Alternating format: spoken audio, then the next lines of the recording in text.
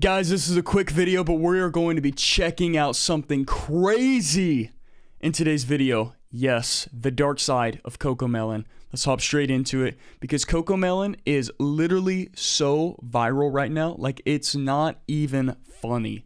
So many kids given an iPad at literally 2 months old. And they're just, here, little Timmy, go around, play on Google, play on YouTube, go to Safari, have free access to the internet, do whatever you want. And they're literally given no parental guidance on any of this stuff. And it's just crazy. And there's so much evil, perverse stuff. Now, I'm not saying Cocomelon is demonic. I'm not out here saying that.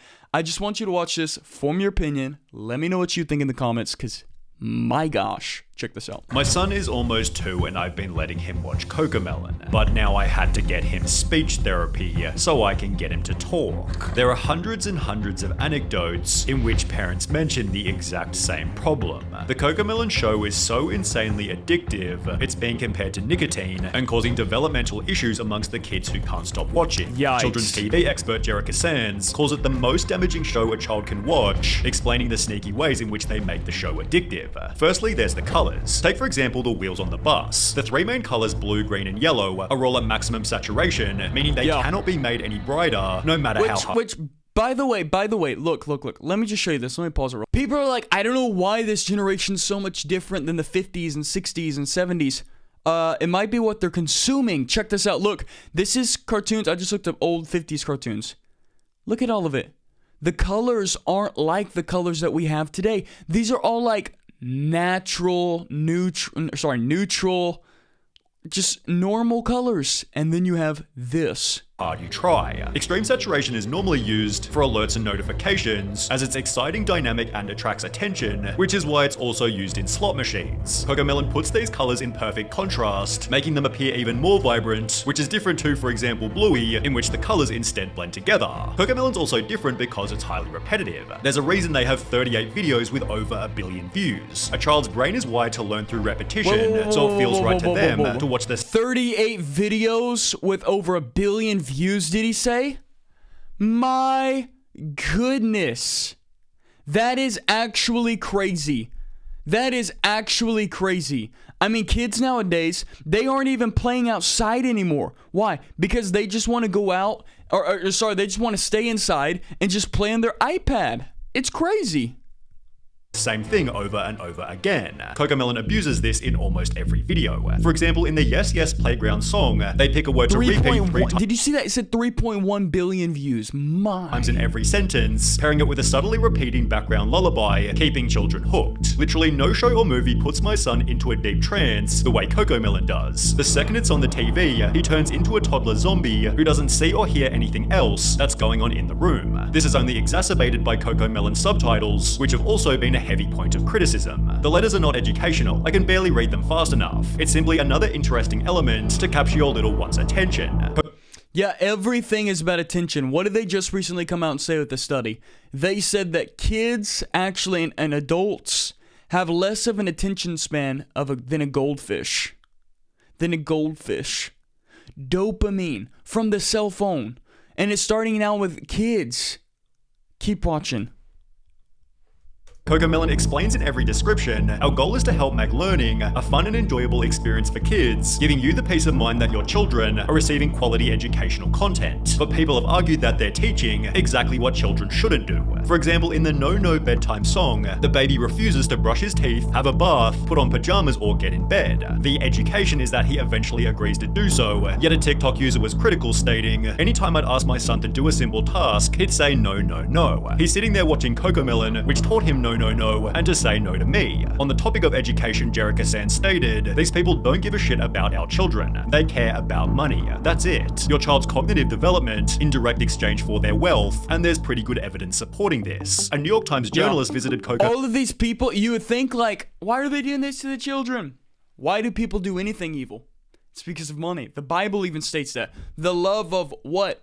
Money is the root of all evil. Cocomelon Studio, discovering their #1 focus is keeping children hooked. Cocomelon's data and analytics team sifts constantly through YouTube numbers to determine exactly what resonates. Should a girl wear black jeans or blue jeans? Should the music be louder or softer? Should the bus be yellow or red? Yellow is the answer, as they use a darker method to ensure that they're correct. Cocomelon has a dedicated Distractatron room, in which once a month children are brought here one at a time and shown a handful of episodes to figure out exactly which parts of the shows are engaging and which are tuned out. Next to the TV playing Cocomelon, there's a second screen which plays a continuous loop of banal real-world scenes. A guy pouring a cup of coffee, someone getting a haircut, each lasting about 20 seconds. Whenever a youngster looks away from the Moonbug show to glimpse the Distractatron, a note is jotted down. We can see what they're looking at and the exact moment when they got distracted. Therefore, education clearly isn't the primary goal. Keeping kids' attention is, and this is proven by Cocomelon's most addictive element, rapid camera cutting. It's crazy how many times the frame changes on Cocomelon. It's the same type of addicting behavior that we experience on a TikTok binge. It's the quick change of frame that releases that dopamine and makes the videos addicting to watch. Count the seconds between a change of frame. Well, TikToker the circus brain did exactly this. He firstly counts the changes on My Little Pony, concluding there's about 6 seconds between each cut. He then compares it to Cocomelon. 1, 2, 1, Yeah, 2, even like 3, 1, 2, 1, 2, 1. Hold on. We gotta watch that again. Frame that releases that Gotta watch it dopamine again. and makes the videos addicting to watch. Count the seconds between a change of frame. Well, TikToker the circus brain did exactly this. He firstly counts the changes on My Little Pony, Okay, My Little Pony concluding every there's 6 about seconds. 6 seconds between each cut. He This is serious. then compares it to Cocomelon. 1, 1. 2, 1, 2, 3, 1, 2, 1, 2, 1, 2, 1, 2, 1, 2, 1. In her video, the This is crazy.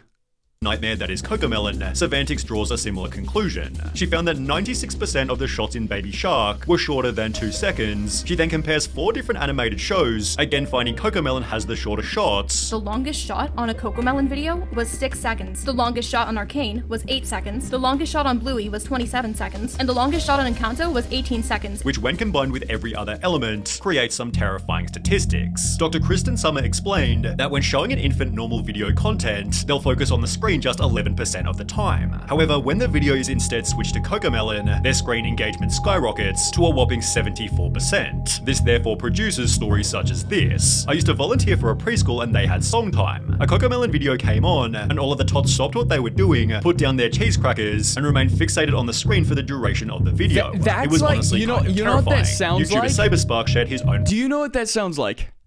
That sounds like, and I'm not trying to be that guy, but that sounds like when somebody casts like a spell, and then it, like the daisy eyes is like, and then they just like a seance.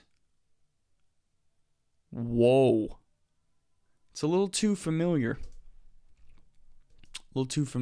Personal anecdote. He asked to watch a Disney movie with his 2 younger cousins, who both completely refused, and instead spent all day glued to an iPad playing the addictive show. In Cocomelon Made My Kid a Zombie, a mother talks about her son. He would be in a daze while watching it. You could be waving your hand right in front of his face, and he wouldn't move.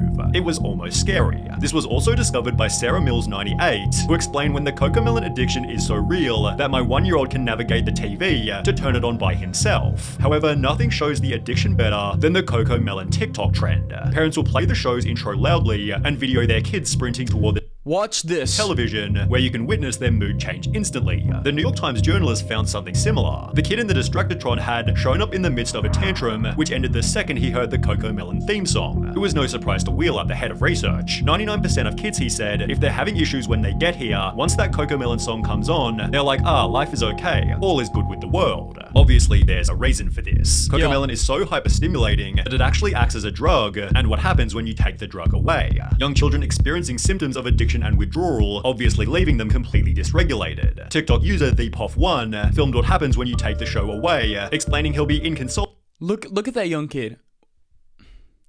Do you know what that's like? That's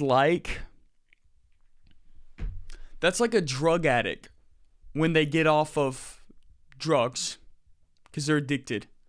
They have major withdrawal symptoms. 2-year-olds do not need to have withdrawal symptoms.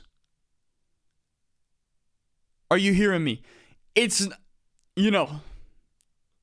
for at least keep 10 watching. to 15 mins after, adding in the description Cocomelon Meltdown is legit. Once you have a taste of the cocoa, it's hard to break the addiction, which this Reddit user had experienced even worse. My husband and I have been worried about our child. I can slowly see how she'd throw violent tantrums at home and in church whenever she'd get bored and would want to watch the show. Her behavior changes the moment she watches the show, and she will not even eat her meals if she wouldn't watch it. After these tantrums end, kids can experience a general discomfort in the speed of everyday life. The more they watch the show, the more their brain begins to expect this intense level of stimulation. Yeah. Basically, Cocomelon overstimulates their brains so much that everything else just seems slow and boring. in comparison. However, Yes. the potential consequences get much worse than this. As mentioned at the start, it was the cause of a child's speaking problems, with a notable reply reading, "Same thing happened with my daughter too. She's 4 but can't speak properly. She knows the words, but she does not like to frame the sentence or speech. She has been watching these Cocomelons or such other stuffs for 2 or 3 years. Hope we're not too late." Over on Reddit, a speech language pathologist explained, "Screen time in general is linked with speech delays for a variety of reasons, but Cocomelon is excessively bad. Firstly, unlike other TV shows or movies, it doesn't have a story. It's just very short clips with poorly written songs. The kids aren't able to follow the plot, learn vocabulary, and see the resolution of a I conflict." remember even So- like Caillou. What did the kid have? He had like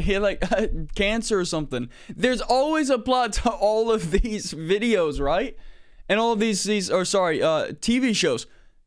What's the plot of Cocomelon? Supported by infant specialist Genuinely, like, I'm Megfora. curious. And the problem with fast-paced TV programs is that we find that little one's language development is slower. On the Agents of Speech YouTube channel, this is again confirmed, The main problem with watching videos on the internet is that they don't know how to use the language that they learn. but he adds that 4 to 5 hours of screen time per day can make a toddler completely non-verbal. 4 to 5 hours is obviously a lot of time, but in Cocomelon Made My Kid a Zombie, researchers discovered that 5-year-olds who watch more than 2 hours of TV a day tended to have lower attention spans and were 7.7 times more likely to show symptoms of ADHD. These screen times might be even lower for Cocomelon specifically, because as explained by Jerica Sands, not all screen time is created equal. A child who just watched 30 minutes of Cocomelon and a child who just watched 30 minutes of Trash Truck will look like a very, very different child. Thankfully, Exactly. here lies a simple solution. Sierra Renee explained, "My 2-year-old is speech delayed and addicted to Cocomelon. Switched to Miss Rachel 2 days ago, and he's already saying more words and hasn't had any tantrums." Kim.it shared an almost identical anecdote. "My 8-month-old was obsessed with Cocomelon and having bad tantrums, so I cancelled Cocomelon and only let her watch Miss Rachel, and she said her first word within the first 3 days of watching."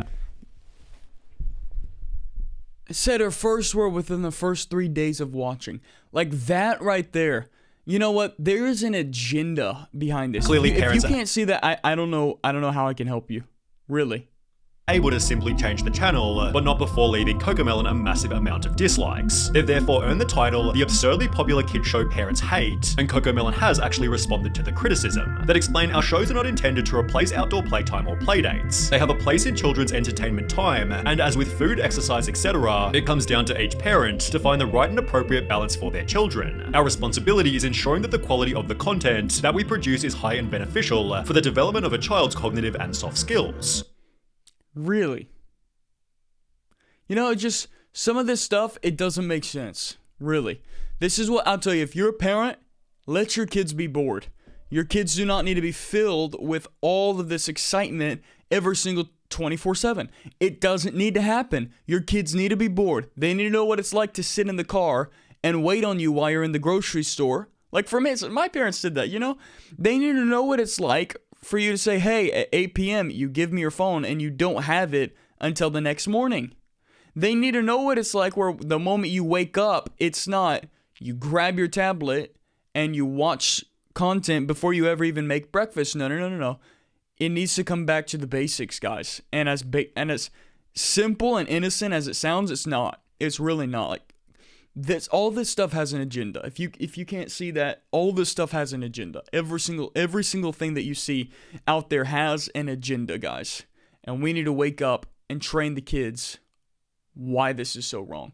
I hope you enjoyed this video, guys. I love you with all of my heart. Have an amazing rest of the day. More content is going to appear up on your screen. And of course, if you're new to the channel, show some support, show some love, and hit that subscribe and like the video if you found something informational or informative, on this channel. Love you guys. Bye-bye.